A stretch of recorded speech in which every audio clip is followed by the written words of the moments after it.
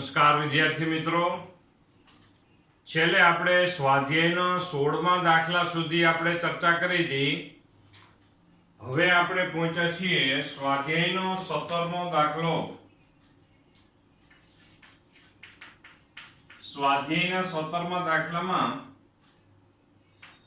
એક L, C ને R ત્રણેય એકબીજાને આ L એટલે કે ઇન્ડક્ટન્સ, આ કેપેસિટન્સ અને આ રેઝિસ્ટન્સ R ત્રણેય એકબીજાને સમાંતરમાં છે અને એની સાથે એક એસી સપ્લાય કે જેના RMS વોલ્ટેજ 230 વોલ્ટ છે, જેમાં L નું મૂલ્ય 5 હેનરી છે,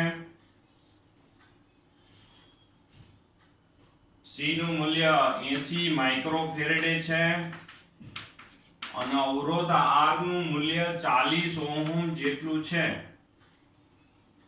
તો હવે આપણે ચર્ચા કરવાની છે કે ભાઈ અનુનાદ માટે આવૃત્તિ આપણે મેળવી દેવાની. અનુનાદ માટે હંમેશા કાલ્પનિક ભાગ અને વાસ્તવિક ભાગ સમાન થાય, એટલે કે ઓમેગા બરાબર રૂટ LC, ઓમેગા બરાબર 2 f આપણે લખીએ તો f બરાબર 2 રૂટ LC. તો અહીંયા આવશે 2 પાઈ એટલે 3.14, L નું મૂલ્ય 5 હેનરી ને C એટલે 80 માઇક્રો. સાદુરૂપ આપ્યા પછી તમને આવૃત્તિ મળી જશે 7.96 હર્ટ્ઝ અને ઓમેગા ની વેલ્યુ ઓમેગા બરાબર 2 f કરીને મેળવી શકાય. પાઈ એટલે 3.14 અને અહીંયા આવશે 7.96, તો જવાબ આવશે 50 રેડિયન પર સેકન્ડ આવશે. તો આવી રીતની વાત થાય છે, જોવું જોઈએ. હવે ત્રીજી વસ્તુ આપણે આમાં શોધવાની છે ઇમ્પિડન્સ. તો શ્રેણી માટે Z બરાબર અંડર રૂટમાં R² plus XC minus XL whole square under રૂટમાં એવું આપણે પદ હતું શ્રેણી માટે. સમાંતર માટે શું આવશે? 1/z. આ બધું સમાંતરમાં છે એટલે 1/z is equal to under રૂટમાં 1/r² plus 1/XC minus 1/XL whole square. આવી રીતે આપણને છે પ્રાપ્ત થશે, જેમાં આપણને ખબર છે કે અહીંયા અનુનાદ વખતે XC બરાબર XL. આ સમીકરણ તમારે છે યાદ પણ રાખવું જરૂરી છે, કારણ કે જો સમાંતર જોડાણ હોય તો આવી રીતે સમીકરણ યુઝ કરી શકાય. XC બરાબર જો XL હોય એટલે કે આ બે પદ સમાન હોય તો આ બે પદ કેન્સલ થઈ જાય એટલે 1/z બરાબર અંડર રૂટમાં 1/r² એટલે z બરાબર ઇમ્પિડન્સ નું મૂલ્ય r જેટલું પ્રાપ્ત થાય, એટલે કે ઇમ્પિડન્સ નું મૂલ્ય r જેટલું એટલે કે 40 ઓહમ પ્રાપ્ત થાય. ઇમ્પિડન્સ નું મૂલ્ય 40 ઓહમ જેટલું પ્રાપ્ત થાય છે, જેમાં કુલ પ્રવાહ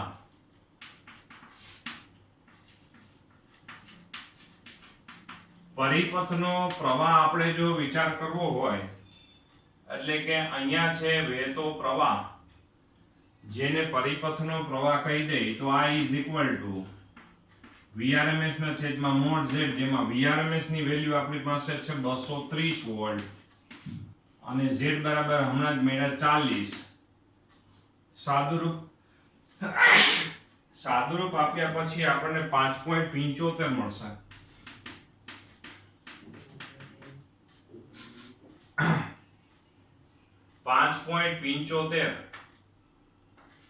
ત્યાર પછી અહીંથી જંકશન પડશે, જંકશનમાંથી પ્રવાહ વિભાજિત થશે. અહીંયા છે ભાઈ આ R વડે દર્શાવશું. અવરોધમાં વહેતો પ્રવાહ, દરેક ઘટકોમાં વહેતો પ્રવાહ આપણે શોધી દેવાનો છે.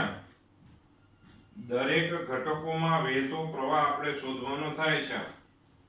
તો જોવો જોઈએ અવરોધમાંથી વહેતો પ્રવાહ. અવરોધમાંથી વહેતો પ્રવાહ IR બરાબર છે V ના છેદમાં ભાઈ દરેકના બે છેડા વચ્ચે PD તો 230 જ રહેશે. જો તો V ના છેદમાં અવરોધ આવશે V બરાબર 230, અહીંયા આવશે 40, એટલે જવાબ આવશે ફરી પાછો 5.75 એમ્પિયર જેટલો પ્રાપ્ત થાય અવરોધમાં વહેતો પ્રવાહ. ત્યાર પછી કેપેસિટરમાં વહેતો પ્રવાહ IC.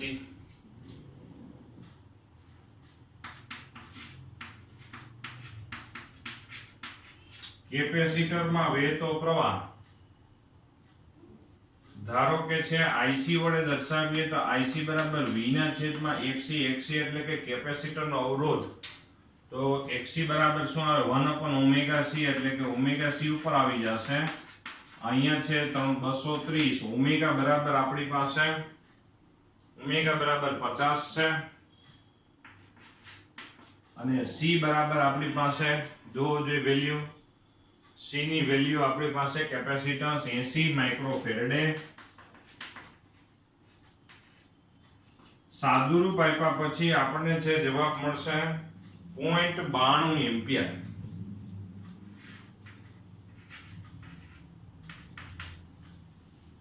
ત્યાર પછી ઇન્ડક્ટરમાં વહેતો પ્રવાહ પણ કીધો છે અને V ના છેદમાં ઓમેગા L એટલે 230 ના છેદમાં 50 ગુણ્યા 5. સાદુરૂપ આપ્યા પછી આપણને ફરી પાછો 0.92 એમ્પિયર મળશે. તો આ કેવી રીતે હકીકતમાં છે આ જે પ્રવાહ છે એનું વિભાજન થાય તો મળે ને, પણ હકીકતમાં છે આ બે એકબીજાની ઊંધી ખોપરી હોય. જો આ બે એકબીજાની ઊંધી ખોપરી થાય એટલે માની લો કેપેસિટરમાં આમ વહેતો હોય પ્રવાહ તો ત્યારે ઇન્ડક્ટરમાં આમ વહેતો હોય. એટલે કે આપણે છે કુલ પ્રવાહ માટે જો આપણે લખવું હોય તો આવી રીતે આપણે વિચાર કરી શકાય કે ભાઈ IR plus IC minus IL. આ બે એકબીજાની ઊંધી ખોપરી છે. એક ઉર્જા આપતો હોય તો બીજો સંગ્રહ કરતો હોય તો પ્રવાહીની સામે કડા પરસ્પર વિરુદ્ધ દિશામાં આવશે એટલે કુલ પ્રવાહ આપણને IR જેટલો જ પ્રાપ્ત થાય એટલે કે 5.75 એમ્પિયર જેટલો જ પ્રાપ્ત થાય. ટૂંકમાં છે આ જે પ્રવાહ વહે છે જો MCQ માટે કામની વસ્તુ થઈ. આવી રીતે સમાંતર જોડાણ હોય જો અનુનાદની કન્ડિશન કીધી હોય એટલે કે XL બરાબર XC ની આમાંય કન્ડિશન થતી હોય તો બરાબર યાદ રાખો MCQ માટે કામની વસ્તુ કે જે કુલ પ્રવાહ પરિપથનો હોય તે જ અવરોધમાંથી વહેતો પ્રવાહ થાય એટલે પ્રવાહ આમથી આમ જ ચાલશે. આ બે તો શું કરશે બે પરસ્પર વિરુદ્ધ પ્રવાહથી એકબીજાની અસરકારકતા નાબૂદ કરી નાખશે પ્રવાહમાં. MCQ માટે કામના ડેટા છે બરોબર જોવો જોઈએ. અહીંયા પરિપથનો કુલ પ્રવાહ છે એ પણ 5.75 છે. અવરોધમાંથી વહેતો પણ પ્રવાહ 5.75 એમ્પિયર જેટલો છે. જો આ ખાસ ડેટા થયા કે જેમાં આપણે ધ્યાન રાખવા જેવી બાબત હતી જોવો જોઈએ. તો આ જે ડેટા બોક્સ કરેલા ડેટા છે એનું ખાસ આપણે ધ્યાન રાખીશું કે જેથી આપણે વાંધો ન આવે. સાથે સાથે લખતા જજો એટલે કે જેથી એક્ઝામ્પલ થતો જાય. ત્યાર પછી આપણી પાસે જોવું જોઈએ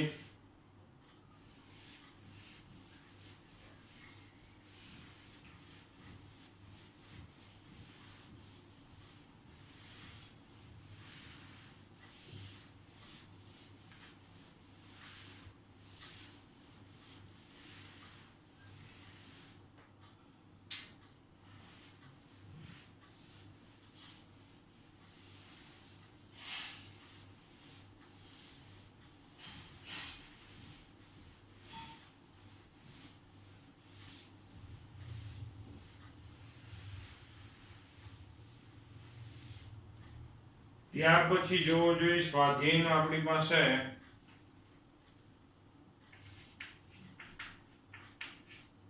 સ્વાધ્યાયનો 18મો દાખલો હશે. સ્વાધ્યાયના 18મા દાખલામાં ફરી પાછી એક આપણે એસી સપ્લાય આપેલી છે કે જે એસી સપ્લાયના RMS વોલ્ટેજ 230 વોલ્ટ છે અને જેની આવૃત્તિ 50 હર્ટ્ઝ જેટલી છે. આવૃત્તિ 50 હર્ટ્ઝ હોય અને તેની સાથે આપણે છે એક ઇન્ડક્ટર કે જેના ઇન્ડક્ટન્સનું મૂલ્ય 80 મિલી હેનરી અને એક કેપેસિટર 60 માઇક્રોફેરેડે વાળું જોડવામાં આવે અને આનો અવરોધ છે આખા પરિપથનો કંઈક અવરોધ જે વિચાર કરીએ લગભગ 0 છે એમ કીધું છે. તો પહેલી વાત ઓમેગા બરાબર 2πf કરવાથી પાઈ એટલે 3.14 અને f બરાબર 50 એટલે જવાબ આવશે 314 રેડિયન પર સેકન્ડ. હવે આનું ઇમ્પિડન્સનું મૂલ્ય આપણે જો જોઈએ શું આવશે કે ભાઈ પેલા xc આપણે મેળવી લઈએ 1/omega c ઓમેગા બરાબર 314 c બરાબર 60 માઇક્રો એટલે 10⁻⁻6 થાય. તો xc નું મૂલ્ય આપણને છે મળી ગયું છે 53.07.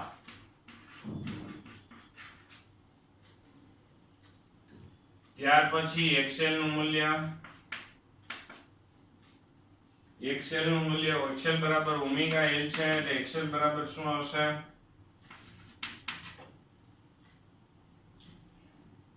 ઓમેગા l એટલે l બરાબર આપણી પાસે 80 મિલી એટલે 10⁻³ સાદુરૂપ આપશો એટલે લગભગ છે આપણને 25.12 જેવું પ્રાપ્ત થાય છે. xl નું મૂલ્ય છે એ આપણને આમાં 25.12 જેટલું પ્રાપ્ત થાય છે.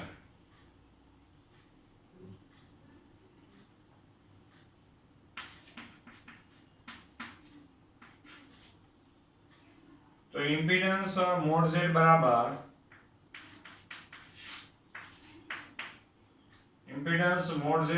આપણી પાસે બે અંડર રૂટમાં r² xc a² whole square એમાં r બરાબર તો 0 છે જેથી શું આવશે ખાલી વધશે xc xl. તો xc બરાબર આપણી પાસે બે 53.07 માઈનસ 25.12 એટલે લગભગ છે એ 28 ની નજીક આપણને જે વેલ્યુ મળશે એટલે એક્ઝેક્ટ આપણને 27.95 મળે છે પણ આપણે છે એ વેલ્યુ આપણે 28 લખીએ છીએ 28 ઓહમ જેટલી લગભગ આપણને વેલ્યુ મળી જશે. પહેલી ફરમાઈશ આપણી છે આમાંના દાખલામાં આપણે એમ કીધી છે કે ભાઈ તમે RMS પ્રવાહ શોધી દો.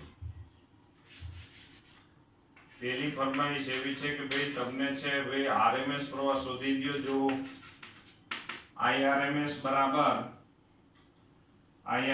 બરાબર છે ભાઈ VRMS ના છેદમાં મોડ z. ભાઈ VRMS વોલ્ટેજ કેટલા છે 230 વોલ્ટ છે અને z બરાબર 28 છે. સાદુરૂપ આપ્યા પછી RMS પ્રવાહ છે 8.23 એમ્પિયર જેટલો પ્રાપ્ત થાય. એમાં મહત્તમ પ્રવાહ પણ શોધવાનો કીધો છે.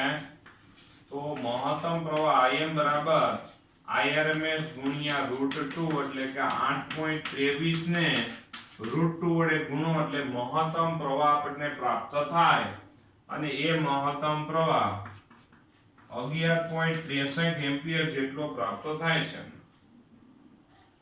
પછી આપણને હવે એમ કીધું છે કે દરેક ઘટકના બે છેડા વચ્ચેનો PD શોધી દો. બી ફરમાઈશમાં આપણને એવું કીધું છે બીજી જે ફરમાઈશ છે તેમાં કે દરેક ઘટકના બે છેડા વચ્ચે PD શોધી દેવાનો છે. તો દરેક ઘટકના બે છેડા વચ્ચે PD આના બે છેડા વચ્ચે PD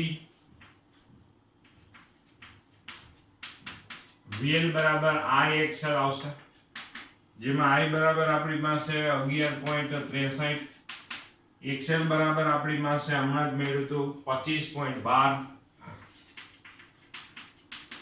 અને આપણે છે એનું સાદુરૂપ આપ્યા પછી આપણને સોરી આ તો ભાઈ આ મહત્તમ પ્રવાહ લઈ ગયો આપણે લખવાનો હતો RMS પ્રવાહ ગુણ્યા ભાઈ અવરોધ. RMS પ્રવાહ તો 8.23 હતો. આ તો મહત્તમ પ્રવાહ છે. સાદુરૂપ આપ્યા પછી ઇન્ડક્ટરના બે છેડા વચ્ચે આપણને જે લગભગ 206.23 જેટલો આપને છે વોલ્ટેજ મળે છે. 206.23 વોલ્ટેજ જેટલા આપણે ઇન્ડક્ટરના બે છેડા વચ્ચે આપણે પીડી પ્રાપ્ત થાય છે.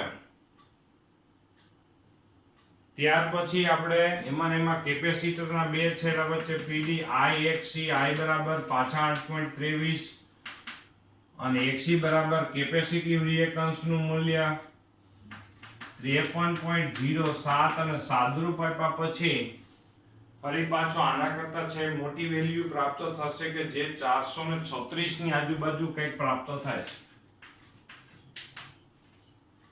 આ કેપેસિટરના બે છેડા વચ્ચે પીડી. ત્યાર પછી હવે આપણને છે સરેરાશ પાવર આપણે શોધવાનો છે. તો પરિપથ ઇન્ડક્ટર અને કેપેસિટરનો છે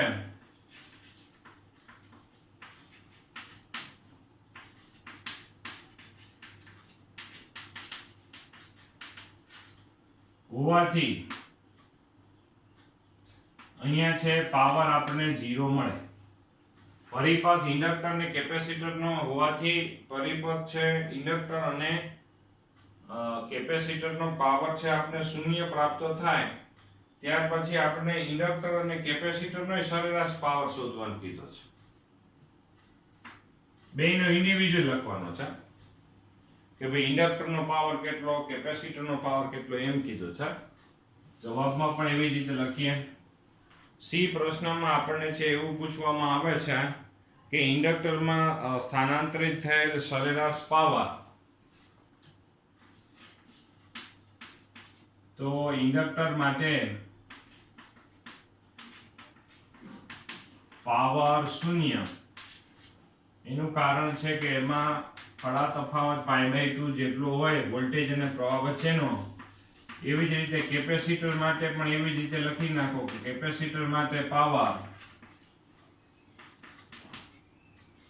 PC બરાબર 0 આવશે. એનું કારણ એ છે કે એમાં પણ શું થશે કે ભાઈ કડા તફાવત π/2 જેટલો મળે. અને છેલ્લીમાં આપણે છે ઈ પ્રશ્નમાં એવું પૂછવામાં આવે છે આ લોકો કે પરિપથ વડે શોષાતો સરેરાશ પાવર એટલે કે એક ચક્ર દરમિયાન સરેરાશ પાવર કેટલો થાય. તો કુલ પાવર આપણે અહીંયા શું લખીશું કે 0 આવશે. તો આવી રીતનું એક આપણી પાસે એક્ઝામ્પલ થઈ ગયો છે, જોવો જોઈએ. બધાયમાં કારણ એક જ લખ્યું છે કે π/2 જેટલો કડા તફાવત છે એટલા માટે શું થાય છે કે અહીંયા છે આપણે આવી રીતે વિચાર કરી શકીએ છીએ. બીજું જો આમાં એક હું તમને એક વધારાની પણ વાત કરી દઉં કે ઇન્ડક્ટરના બે છેડા વચ્ચે PD 206 છે, અહીંયા 436 છે. હકીકતમાં અહીંયા બે છેડા વચ્ચે PD 200 તમે સમજો તો અહીંયા બે છેડા વચ્ચે PD કેટલો થાય છે 230 થાય છે. હવે જો જોઈએ અહીંયા છે કુલ PD V બરાબર આપણે શું લખી શકાય કે ભાઈ કેપેસિટરના બે છેડા વચ્ચે PD માંથી ઇન્ડક્ટરના બે છેડા વચ્ચે PD બાદ કરો તો 436 માઈનસ 206 તો કેટલા આવશે 230 વોલ્ટ થશે. જોજો 230 વોલ્ટ આવશે. આ બે એકબીજાની ઊંધી ખોપરી. માની લો કે આ ઉર્જા સંગ્રહ કરતો હોય તો આપતો હોય એના જેવી વાત છે. માની લો કે અહીંયા 230 વોલ્ટ સ્થિતિમાન હોય તો આ છે માની લો 206 એકમ જેટલી ઉર્જા આપે તો આ 436 જેટલી લઈ લઈએ. ટોટલ પાસે 0 થઈ જાય અને અહીંયા બે છેડા વચ્ચે PD આપણને છે 230 વોલ્ટ જ પ્રાપ્ત થશે. આમ છે આ બંને એકબીજાની ઊંધી ખોપરી છે. અહીંયા PD નો સરવાળો ન કરવો, ખાસ બાબત. 436 + 206 ન કરવો. એનું કારણ શું છે કે આ ઉર્જા ધારો કે વોલ્ટ એટલે જૂલ પર કુલમ એટલે 1 કુલમ દીઠ ઉર્જા. આ 1 કુલમ દીઠ ઉર્જા માની લો આપતો હોય તો આ પાછો સંગ્રહ કરતો હોય. આ વિરોધક સ્થિતિની પરિસ્થિતિ ગણાય. અહીં ડાયરેક્ટ બેયનો સરવાળો કરવાથી અહીંયા PD ન મળે. જોજો બરોબર. MCQ માટે કામની વસ્તુ છે એટલે આપણે યાદ અપાવીએ છીએ બરોબર. ત્યાર પછી 19મા નંબરમાં MCQ માં આમાં આપણે છે આગળ વધીએ છીએ. 19 નંબરના MCQ માં આને આ જ વસ્તુ છે, પણ હવે શું કરવાનું છે, એક અવરોધ વાળો ભાગ છે આમાં ઉમેરી દેવાનો થાય છે. આમાં આને આ જ પરિપથ છે, એમાં એક અવરોધ આપણે ઉમેરી દેશું. 15 ઓહ્મ નો અવરોધ વાળો એક અવરોધક ભાગ આમાં ઉમેરી દેવામાં આવે તો શું થાય. તો આ બધી બાબતો ઉપર ફરીથી આપણે ચર્ચા કરવાની છે, જેમાં આપણે છે વિચાર એ કરવાનો થશે કે જો ભાઈ આવૃત્તિ ની છે ઓમેગા, તો એને જ મળશે, ઓમેગા એને જ આલો. પછી xc નું મૂલ્ય એને જ મળશે, xl નું મૂલ્ય એને જ.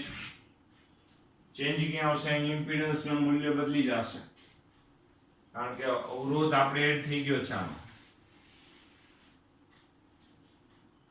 તો અહીંયા impedance mod z is equal to under રૂટમાં r square plus xc minus xl whole square. તો r બરાબર 15 નો વર્ગ, xc બરાબર અહીંયા આવશે 53 નો વર્ગ, 53 માઇનસ 25, આ 53 આ 25 એનો હોલ સ્ક્વેર અંડર રૂટમાં. એટલે સાદુરૂપ આપવા પછી આપણે ઇમ્પિડન્સ નું મૂલ્ય 31.7 જેટલું પ્રાપ્ત થાય. તો આ થઈ ગયો. હવે ઇમ્પિડન્સ નું મૂલ્ય LCR પરિપથ થઈ ગયો છે. ત્યાર પછી અહીંયા ચેન્જ કરવો પડશે. ઇમ્પિડન્સ નું મૂલ્ય 31.7, જેથી હવે RMS પ્રવાહનું મૂલ્ય 7.25 થઈ જશે. RMS પ્રવાહનું મૂલ્ય 7.25 થઈ જશે. આ થઈ ગયું 7.25. અહીંયા પણ લખવાના 7.25. આ મહત્તમ પ્રવાહ શોધવો હોય તો મળી જાય. હવે આમાં છે આપણે જે આ રકમ છે, રકમમાં આપણને છે એમ કીધું છે કે ભાઈ એમાં સ્થાનાંતરિત સરેરાશ પાવર અને શોષાતો પાવર આપણે મેળવવાનો છે. તો અવરોધમાં કેટલો પાવર વપરાઈ જશે એટલે કે સ્થાનાંતરિત થશે, એટલે કે અને કુલ પાવર કેટલો વપરાશે, ઇન્ડક્ટર અને કેપેસિટરને કેટલો પાવર મળશે, એ બધી ગણતરી કરવાની છે. અહીંયા છે આ દરેકના બે છેડા વચ્ચે પીડી નથી શોધવાના, કેપેસિટર અને ઇન્ડક્ટર માટે. તો આ કઈ લખવાની જરૂર છે નહીં. પાવર માટે જ આપણે વિચાર કરીશું.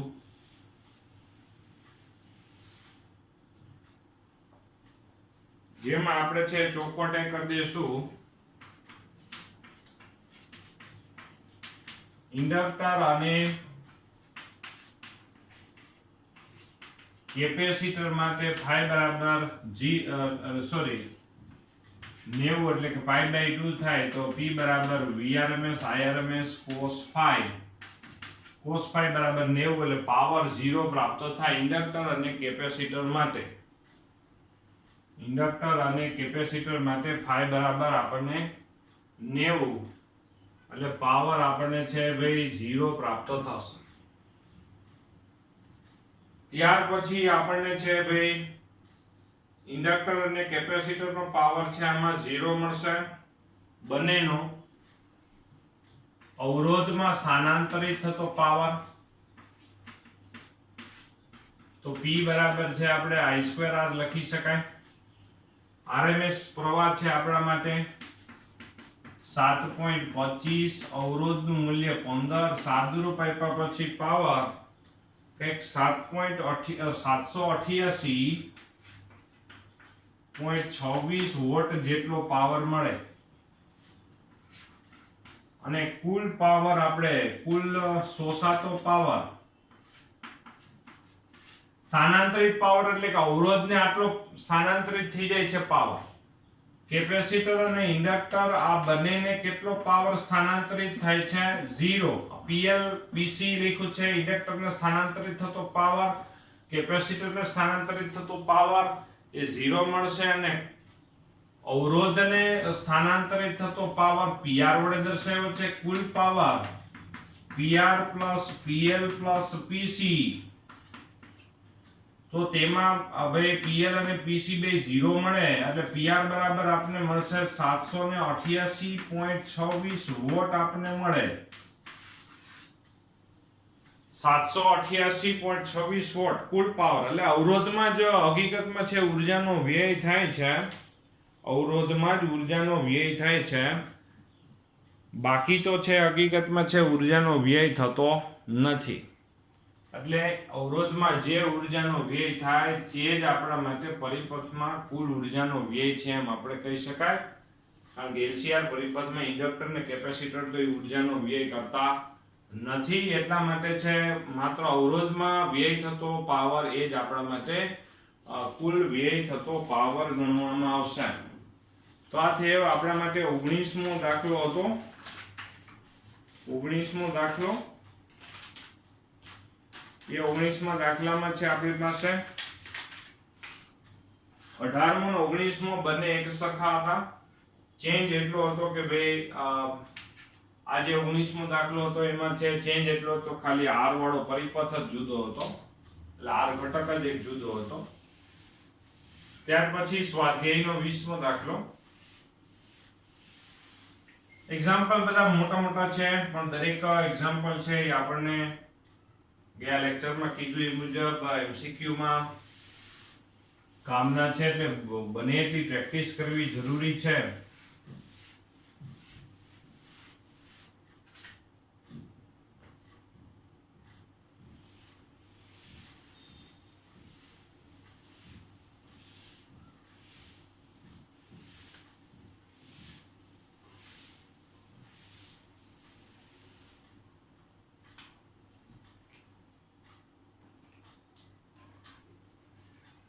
તો હવે છે આપણા માટે સ્વાધ્યાયનો 20મો દાખલો. સ્વાધ્યાયના 20મા દાખલામાં આપણને છે એક L, C અને R એક પરિપથ આપવામાં આવે છે. AC સપ્લાય અને AC સપ્લાય ના RMS વોલ્ટેજ આપણી પાસે 230 વોલ્ટ જ છે. પછી અવરોધનું મૂલ્ય કેટલું જ આપવામાં આવે છે અહીંયા 230 આપ્યું છે. પછી ઇન્ડક્ટર છે અને એક કેપેસિટર છે જોજો. અને ઇન્ડક્ટન્સ નું મૂલ્ય 0.12 હેનરી છે.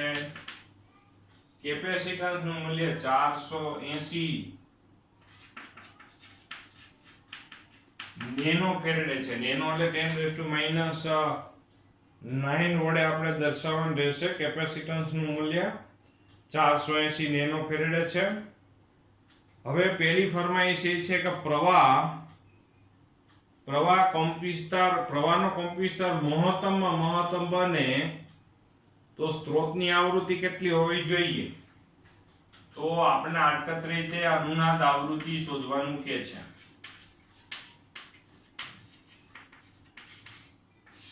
તો અનુનાદ આવૃત્તિ ભાઈ ઓમેગા બરાબર 1/√LC. અહીંયા L અને C ની કિંમત મૂકો એટલે ઓમેગા મળી જશે. બરાબર. અને જે ઓમેગા ની કિંમત તમને છે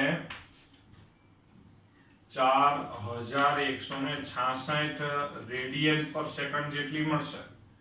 અનુનાદ આવૃત્તિ પણ મેળવી શકાય. ઓમેગા બરાબર તમને ખ્યાલ છે 2π f થાય તો f બરાબર ઓમેગા ના છેદમાં 2π થાય એટલે 4166 ના છેદમાં 2π એટલે સાદુરૂપ આપો તો અનુનાદ આવૃત્તિ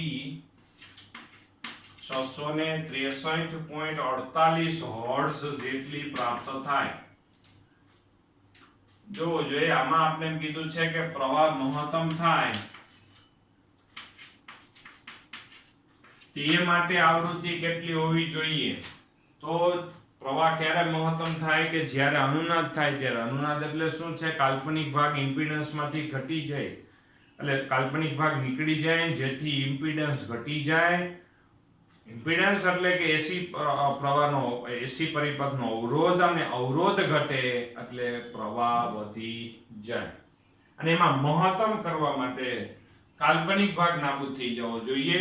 એટલે કાલ્પનિક ભાગ એટલે કે અહીંયા છે XL અને XC નાબૂદ થવા માટે આટલી આવૃત્તિ હોવી જરૂરી એવી વાત થઈ. ત્યાર પછી તે વખતે મહત્તમ પ્રવાહનું મૂલ્ય પણ આપણે શોધી દેવાનું કહે છે. તો મહત્તમ વોલ્ટેજ બરાબર √2 into V આપણે લખી શકાય. √2 V બરાબર 230 અને સાદુરૂપ આપ્યા પછી 325.2 વોલ્ટ જેટલા મહત્તમ વોલ્ટેજ મળશે. મહત્તમ પ્રવાહ શોધી દેવાનો કે છે. મહત્તમ પ્રવાહ Im બરાબર Vm ના છેદમાં મોડ Z આપણે આવશે. પણ અનુનાદ વખતે Z બરાબર R હોય. Z બરાબર R હોય જેથી Vm ના છેદમાં R થશે અને Vm બરાબર 325.2 અને R બરાબર અવરોધ R બરાબર 223. સાદુરૂપ આપ્યા પછી મહત્તમ પ્રવાહ 14.14 જેટલો તમને પ્રાપ્ત થશે. આ મહત્તમ પ્રવાહનું મૂલ્ય થયું છે. આ થયું મહત્તમ પ્રવાહનું મૂલ્ય.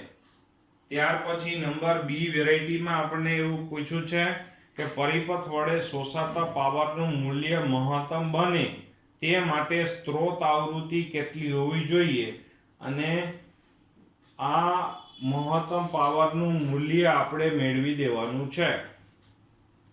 તો હવે બહુ સીધી વાત છે કે હકીકતમાં પરિપથ વડે શોષાતો પાવર છે ત્યારે સૌથી વધારે પાવર જ્યારે શોષાય કે જ્યારે પ્રવાહ મહત્તમ થાય ત્યારે. તો આ આવૃત્તિ અહીંયા આપણે લખીશું કે આપણે F બરાબર 663.48 હર્ટ્ઝ આવૃત્તિએ પ્રવાહ મહત્તમ અને પાવર પણ મહત્તમ હોય છે. આપણે એમ કીધું છે કે એમાં પાછું ફરીથી એ પણ કીધું છે કે આવૃત્તિએ પાવર મહત્તમ થાય જ્યારે પ્રવાહ મહત્તમ હોય ત્યારે એમ આપણે કહી શકાય. અને બીજું છે મહત્તમ પ્રવાહ વખતે આપણે છે તો આ મહત્તમ પ્રવાહ મૂલ્ય RMS મૂલ્ય આપણે જો શોધીએ અહીંયા મહત્તમ પ્રવાહ જે એનો કંપવિસ્તાર મહત્તમ હતો તે શોધવાનો હતો. તો તે આપણે છે અહીંયા શું આવશે મહત્તમ પ્રવાહનું મૂલ્ય 14.4 ને √2 વડે ભાગી નાખીએ તો આપણે છે પ્રવાહનું મૂલ્ય મળી જશે. પછી આપણને હમણાં ગયા જે ટેક્સ્ટબુકનો દાખલો હતો એમાં જ આપણને ખબર પડી ગઈ કે અવરોધમાં જે ઊર્જાનો વ્યય થાય તે જ કુલ ઊર્જાનો વ્યય ગણવામાં આવે છે. તો અહીંયા આપણે લખીશું કે કુલ પાવર વ્યય થતો કુલ પાવર જે અવરોધમાં થશે એ જ આપણા માટે કુલ ગણાશે I²R. ઉપરથી આ I ની વેલ્યુ લખી નાખો અને R બરાબર આપણી પાસે છે 230. સાદુરૂપ આપી દે તો કુલ પાવર તમને મળશે લગભગ 2300 વોટ જેટલો પ્રાપ્ત થાય છે. અને એ પાવર એ અવરોધ R માં વ્યય થતો પાવર લખેલો છે પણ હકીકતમાં છે કુલ પાવર એ જ ગણાશે કારણ કે ઇન્ડક્ટર ને કેપેસિટરમાં ઊર્જાનો વ્યય થતો નથી એટલા માટે. ત્યાર પછી આપણને સી વેરાયટી આમાં કીધું છે કે પરિપથમાં સ્થાનાંતરિત પાવર અનુનાદ આવૃત્તિ માટે પાવર કરતા અડધો હોય તે આવૃત્તિના મૂલ્ય કયા છે. આ આવૃત્તિનો કંપવિસ્તાર કેટલો હશે. તો અહીંયા છે આપણે સી પ્રશ્ન આપણે છે જો શું કહે છે કે ભાઈ અનુનાદ વક્ર બરાબર જુઓ સમજો કે જ્યારે ઓમેગા 0, જો અનુનાદ વક્ર શું છે, પ્રવાહ વિરુદ્ધ ઓમેગા નો આલેખ છે, ઓમેગા 0 જેટલી કોણીય આવૃત્તિ એ પ્રવાહ આપણને શું મળશે, સૌથી મહત્તમ. આ જે પ્રવાહ છે એ કેવો છે, મહત્તમ. અનુનાદ વખતે પ્રવાહ શોધીએ છીએ એટલે એ પ્રવાહ સૌથી મહત્તમ મળશે. એ સિવાયના કિસ્સામાં આપણે છે ભાઈ, એક સિવાયના કિસ્સા એટલે કે એ નિશ્ચિત કોણીય આવૃત્તિ કરતા વધુ કે ઓછી કોણીય આવૃત્તિ વખતે પ્રવાહ આપણને છે મહત્તમ કરતા ઓછો પ્રાપ્ત થશે. તો હવે આપણે એ શોધવાનું છે કે પાવર ક્યારે અડધો થાય, કે જ્યારે પ્રવાહ છે એ મહત્તમ કરતા √2 માં ભાગનો થાય. જોવું જોઈએ. તો આ બે જે કોણીય આવૃત્તિ મળશે, આ ઓમેગા 1 અને આ ધારો કે ઓમેગા 2, ઓમેગા 0 અને ડેલ્ટા ઓમેગા, અને આપણે તફાવતને ડેલ્ટા ઓમેગા વડે દર્શાવ્યું છે. જોજો બરોબર.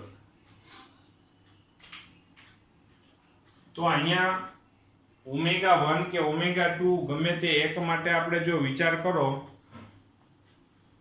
આ ઓમેગા 1 કે ઓમેગા 2 આ બેયના મૂલ્યો કેવા હશે કે ઓમેગા 0 કરતા કાયમાં ડેલ્ટા ઓમેગા ઉમેરી દો, ઓમેગા 0 માં ડેલ્ટા ઓમેગા ઉમેરો એટલે ઓમેગા 2 મળી જાય, અથવા તો તેમાં ડેલ્ટા ઓમેગા બાદ કરી નાખો તો ઓમેગા 1 મળી જાય. એટલે બે એક આવે પ્લસ ઓર માઈનસ. અને આ જે કોણીય આવૃત્તિ છે એ કોણીય આવૃત્તિ એ શું મળશે તમને, આ કોણીય આવૃત્તિ એ પ્રવાહ છે એ √2 માં ભાગનો મળશે, એટલે કે પાવર અડધો મળશે. અને ઈ તમારે આ બેયની કોણીય આવૃત્તિ ને આવૃત્તિ શોધી દેવાની છે. જોજો બરોબર. તો સામે અહીંયા ઓમેગા બરાબર 2π બધે લખીએ તો અહીંયા f બરાબર એ લખી શકાય, f0 plus or minus delta f. આવી રીતે આપણે વિચાર કરી શકાય. જોવો જોઈએ. તો અહીંયા છે આપણી પાસે હવે છે આપણી પાસે એમ લખી શકાય કે ભાઈ ડેલ્ટા f ની જગ્યાએ મારે લખવા હોય તો ડેલ્ટા ઓમેગા બરાબર આપણી પાસે જે થિયરીમાંથી એક સૂત્ર છે અને જે સૂત્રનો આપણે ઉપયોગ કરવાના છીએ, થિયરીમાં એક સૂત્ર આપણી પાસે ડેલ્ટા ઓમેગા બરાબર r ના છેદમાં 2l એવું સમીકરણ છે. જોવું જોઈએ બરોબર. r ના છેદમાં 2l એવું સમીકરણ છે. ડેલ્ટા ઓમેગા બરાબર અનુનાદ ની થિયરી પાસે આપણે આ સૂત્ર લીધેલું છે. જોવું જોઈએ. ડેલ્ટા ઓમેગા બરાબર અવરોધનું મૂલ્ય જોવું જોઈએ કેટલું, 230. l બરાબર કેટલા, તો l બરાબર છે 0.12. તો ડેલ્ટા ઓમેગા બરાબર જોજો. જો દાખલાઓ એકદમ સીધા છે પણ ખાસ કરીને છે અહીંયા આપણે બધાએ છે કોન્સન્ટ્રેટ રાખવું જરૂરી, સૂત્ર આવડવા જરૂરી. ડેલ્ટા ઓમેગા ની વેલ્યુ મળી જશે. હવે એમાં ડેલ્ટા f ની વેલ્યુ શોધવી હોય તો ડેલ્ટા ઓમેગા ને 2π વડે ભાગી નાખવાના, અથવા તો અહીંયા આપણે લખી નાખીએ f બરાબર f0 plus or minus delta omega ના છેદમાં 2π આલો. એટલે તમારે વધારે સ્ટેપ નો બને. ડેલ્ટા ઓમેગા ની વેલ્યુ તમને મળી જાય એવી છે 95.8 જેવી તમને મળશે. તો ભાઈ અહીંયા છે 95.8 જેવી વેલ્યુ મળી જશે. હવે આ f0 બરાબર અનુનાદ આવૃત્તિ જે આપણે મેળવી લીધેલી છે 663.48 પ્લસ ઓર માઈનસ 95.8 ના છેદમાં 2π એટલે 3.14. તો હવે અહીંયા છે આપણે 663.48 પ્લસ ઓર માઈનસ, જોજો પ્લસ ઓર માઈનસ આપણે આવૃત્તિ પ્લસ ઓર માઈનસ 15.25 તો હવે કાં તો સરવાળો, જો અહીંયા f1 બરાબર અહીંયા જે આવૃત્તિ મળશે તે આપણા માટે f1 આવૃત્તિ અહીંયા જે મળશે તે આપણા માટે F2 આવૃત્તિ મળશે, એટલે બાદબાકી કરીને જે આવૃત્તિ મળશે 663.48 માઈનસ 15.25 એટલે કે લગભગ આમાં છે આપણે જવાબ મળશે 648 પોઈન્ટ સમથિંગ આવશે, 648 પોઈન્ટ કંઈક સમથિંગ આપણે જવાબ મળશે, જે આપણા માટે F1 વેલ્યુ છે. અને ત્યાર પછી F2 બરાબર F2 એટલે કે આ આવૃત્તિ 663.48 પ્લસ 15.25 બરાબર જે આપણને છે આમાં 15 ઉમેરવાથી લગભગ 678 જેવું કંઈક પ્રાપ્ત થશે. તો ફરીથી રકમમાં શું વાત હતી બરોબર ધ્યાન આપીએ કે જ્યારે પાવર મહત્તમ કરતા અડધો મળતો હોય તે જે કોણીય આવૃત્તિ છે એ જે બંને કોણીય આવૃત્તિ એટલે કે જે આવૃત્તિ મળશે આ આવૃત્તિ મેળવીની આવૃત્તિનો તફાવત પણ લઈ શકાય એવું છે. આ બંને આવૃત્તિનો તફાવત લેવો હોય તો લઈ શકીએ એમ છીએ. આ બંને આવૃત્તિનો તફાવત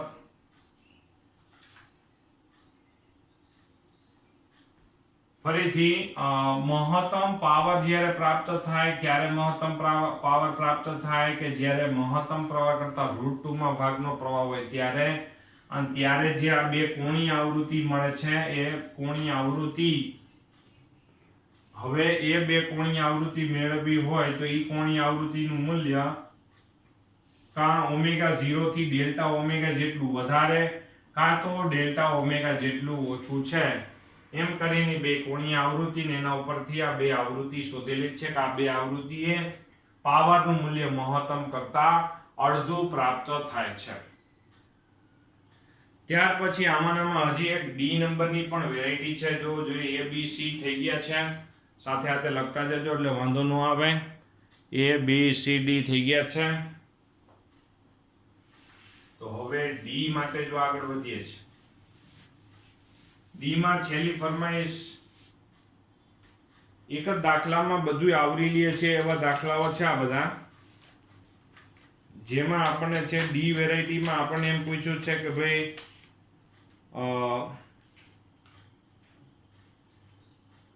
ડી વેરાયટીમાં આપણે પૂછેલું છે કે ભાઈ ક્યુ ફેક્ટર શોધી જો. સીધી વાત છે 1/r બરાબર 1/√L/C છે. તો બધી વેલ્યુ છે r બરાબર આપણી પાસે 230 છે જે જોવું જોઈએ. r બરાબર આપણી પાસે સોરી 230 નહીં ખાલી 23 જ છે ભાઈ. આ 23 છે. L બરાબર 0.12 છે. C બરાબર 480 નું સાદરૂપ આપી દો Q ફેક્ટર, અને Q ફેક્ટર નો કોઈ એકમ લખવાનો થતો નથી. બીજી હજી એક છેલ્લી બાબત અહીંયા શોધવાની બાકી રહી ગઈ છે કે આ જે બે આવૃત્તિએ પાવર મહત્તમ કરતા અડધો હોય ત્યારે પ્રવાહનું મૂલ્ય શોધી દો એમ કે છે. તો પ્રવાહ I બરાબર શું આવશે? જે મહત્તમ પ્રવાહ હોય છે તેનાથી √2 માં ભાગનો પ્રવાહ, જે મહત્તમ પ્રવાહ હોય તેનાથી √2 માં ભાગનો આપણે છે પ્રવાહ પ્રાપ્ત થશે. એટલે કે 14.14 જે છે આપણો પ્રવાહ, મહત્તમ પ્રવાહ 14.14 છે અને √2 વડે ભાગી નાખો એટલે એ મહત્તમ પ્રવાહના √2 માં ભાગનો પ્રવાહ એટલે કે લગભગ 10 એમ્પિયર જેટલો પ્રવાહ પસાર થતો હોય એમ આપણે કહી શકાય. આવી રીતે આપણે વિચાર કરી શકાય, જોવું જોઈએ. તો અહીંયા છે આપણા માટે બહુ સરસ મજાનો જો એક્ઝામ્પલ છે. અહીંયા સુધી આપણે રાખીએ છીએ. અહીંથી આગળ વધીશું સ્વાધ્યાયના 20માં, પછી 21માંથી આપણે આગળ વધવાના છીએ. તો અહીંયા સુધી રાખીએ છીએ ચર્ચા.